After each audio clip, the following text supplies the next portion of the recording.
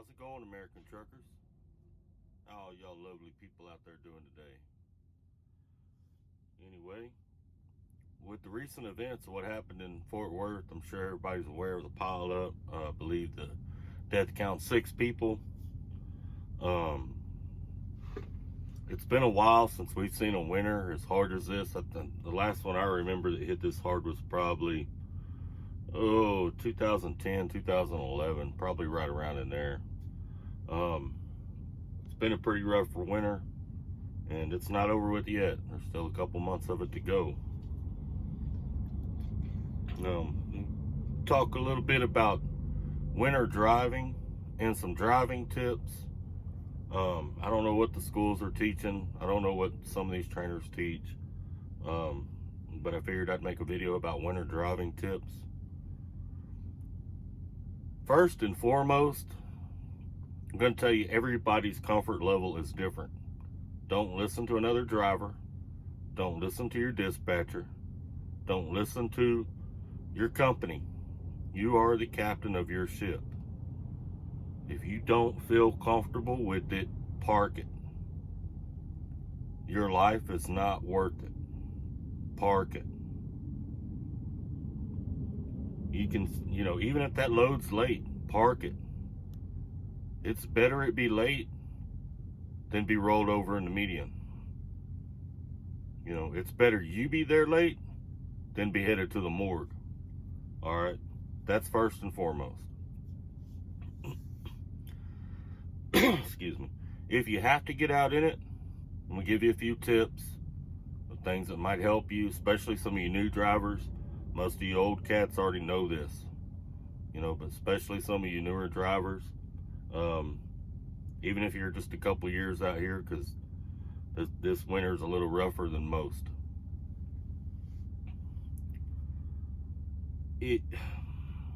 There's certain ways that we tell there's ice on the road or the potential for ice.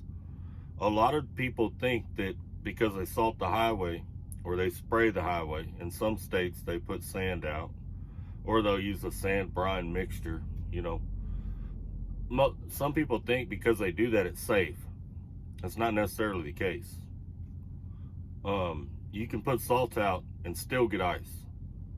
What happens is you get it in patches, and sometimes it's even worse with the salt out, because that salt will melt the ice as it forms, keeps it from forming, but then it turns to water, and the salt will wash away over time, throughout the night, plus cars running over it and stuff.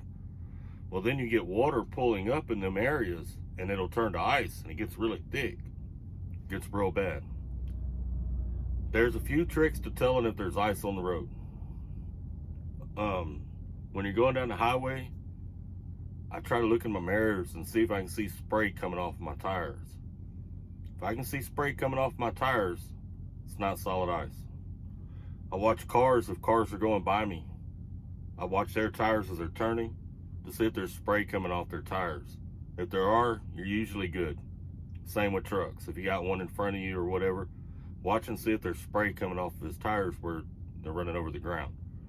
If it is, you're good. If the pavement looks wet, you don't see any spray coming off of your tires. You don't see any spray coming off tires of the vehicles next to you or in front of you, you're probably on ice. Okay. One thing you encounter a lot out here, I actually encountered it not that long ago, is freezing fog. It coats everything. When you're going down the road, normally when I start getting into fog and the temperature's close or below freezing, I watch my mirrors on each side. They start building ice up on them, or my window starts building ice around the edges, you can almost bet that ground's got ice on it, because I got heat going in here. And if with the heat going in here it's still building ice on my window, you probably got ice on the ground. The ground gets a real quiet sound to it. When you get on ice, it gets a real quiet sound to it. All right. If you start to jackknife, okay, you may or may not be able to save it. There's a point of no return. I've never jackknifed, but I've heard that once you can read the name on the side of your trailer, it's pretty much the point of no return. I have had my trailer slide on me. Okay. I'll tell you a few little tricks. One is to keep your fifth wheel lubed properly. That helps a lot. Another one, when back in the old days when we were all running manuals, you used to push the clutch in. That trailer starts sliding out from under you, push the clutch in, because it takes power off the drives. So then all the tires can get going the same speed again. Usually the trailer will come back in behind you. You can do the same thing in in an automatic. I can already hear drivers now, well, I'm in an automatic. You can still do the same thing. You flip it over to neutral, or you can flip it to the manual side and do it too. You can do either or. But in an automatic, what I do, because I've had it happen in an automatic, is I tap the gas just a little bit. I don't put it neutral. I don't flip it to the manual side. I'll tap the gas just a little bit. I don't floor it. I barely tap it. And it's worked for me the last couple years I've been in an automatic. I've probably had my trailer slide on me maybe 3 or 4 times, and it's worked every time for me. I'm not saying it will for you, but it's worth a shot. Last resort, kick it into neutral and see if that trailer will come back in behind you. Worst thing to do is hit the brakes. A lot of people panic when that trailer starts to slide, or their truck starts to slide, and they hit their brakes. That's actually the worst thing you can do. Because when you hit your brakes, if your tractor does catch any or tires do catch any kind of traction and start to brake, it's going to sling that trailer up beside you. It'll happen like that. And that's a wrap. You want to leave them brakes alone. Another winter driving tip is stay off the cruise. If it's snowing, you're not supposed to use it in rain either. But if it's snowing or icing or anything like that, where you suspect it might be ice buildup on the road at all, patches of it, going under overpasses, shady areas, turn your cruise off. Run on your foot. You also want to not use a Jake. You don't want to use a Jake in weather like that, because your Jake only slows down one set of drives. So it gets your tires out of sequence. When you're only slowing down one set of drives, it'll cause you to jackknife. The Jake's not safe to use in the wintertime. I can't tell you how many times coming down a mountain I hear guys doing it though, when it's snowing and icing and all that. You know, and I'm sure they've done it 1,000 times and nothing happens, but all it takes is once, right? So that's another good tip. Turn the cruise off and stay off of your Jake. Here's my final tip. Slow down. It doesn't matter if you're in fog, rain. Well, if you're in fog, I mean, it's a good example. You're supposed to be able to stop your truck in the distance that you can see. Okay? At all times. That's why when I'm in fog, I do not get upset when I run up on somebody, you know, and they're going a little slower than I am. They're doing right. You're supposed to be able to stop in the distance that you can see. Some guys have that brake radar thing on their truck, tells them how fast the vehicle in front of them is going and how far away they are, and they'll try to run 60 mile an hour, 65, 70 in the fog, and they're using that radar depending on it. I don't know about you, but I'm not putting my life in the hands of that computer in case it malfunctions. I want to be able to stop in the distance I can see. So one way to gauge that is when you're going down the highway, you watch for your mile markers going by. You can see about the time they appear in the fog. Count how many seconds that is until it gets to the front of your truck. That tells you how many seconds ahead of you can see. You might get 1 or 2 more seconds with a vehicle if they have their lights on. You know, you see their tail lights a little bit further than that sign. But you want to be able to stop your truck in the distance that you can see. Driving on snow, you want to go slower, especially if the temperature's been up and down, because a lot of times you'll have snowpack on top of ice. It'll melt down, it'll refreeze, melt down, refreeze. You end up with, and then it'll come in snow, and you'll end up with a layer of snow on top of ice.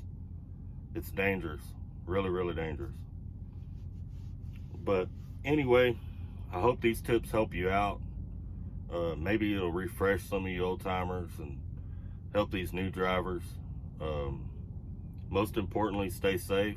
We're all out here to make a living for our families at home, and we can't do that from a graveyard. You know, it's not worth it. Park it if you don't feel comfortable. There ain't no shame in that at all. This year, I've already pulled off twice. I've parked my truck twice this year. When that stuff happened in Fort Worth, I was in Fort Worth, but I wasn't on the road. I waited for the sun to come up before I took off. I didn't take off in that early in the morning. And that's another thing in wintertime, especially at night. The roads freeze a lot easier at night than they do during the day, obviously. But most important, if you're not comfortable with it, park it.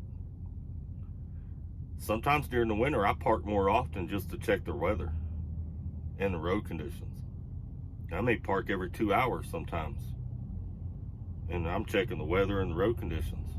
I stay up on it because it can change at any point in time. You get up north, Wyoming, Nebraska, then you got wind normally to deal with, along with the bad weather, which makes it even worse. And it's normally coming out of the north or northwest. It's blowing on the side of your truck. It's pushing you towards the side of the road, which makes it even harder if you do hit a patch of ice. I can promise you, brothers and sisters, we're all a family out here. I can promise you this one thing. I've been out here a lot of years. If you have an accident on ice, safety is not going to care that it was icing. They're not going to care that your load was on time or running behind or whatever. The first thing they're going to ask you is, why didn't you park? Why didn't you park and call somebody and tell them you're running late? You know, that's what they're going to tell you every single time.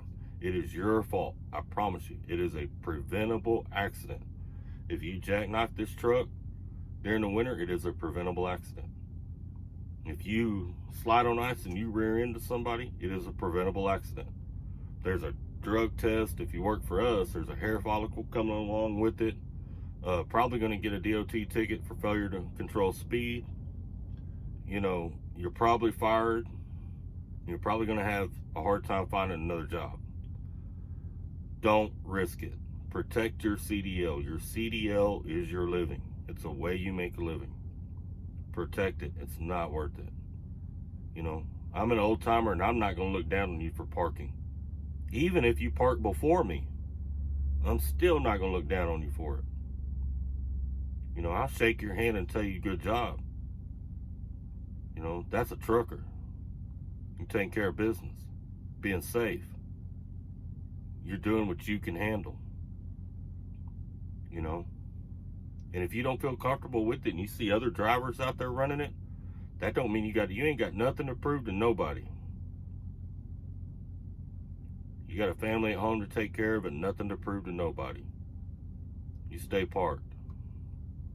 Anyway, I hope y'all have a great day, great evening tonight. Stay safe, stay out of trouble, and stay warm, drivers. I don't want to be reading about none of y'all in the trucking news. We don't need to lose anybody. Oh, one more tip. In the winter, I pack more food and drinks on my truck because you never know where you're going to end up shut down at. I spent 18 hours on the side of the road in Arizona one time, literally in the middle of nowhere. They shut the road down, had us all parked. It was like 18 hours long. I always carry extra supplies in the winter just for that reason. So if you don't have extra supplies on you, get by a Walmart, get by a grocery store, put a few extra things on the truck.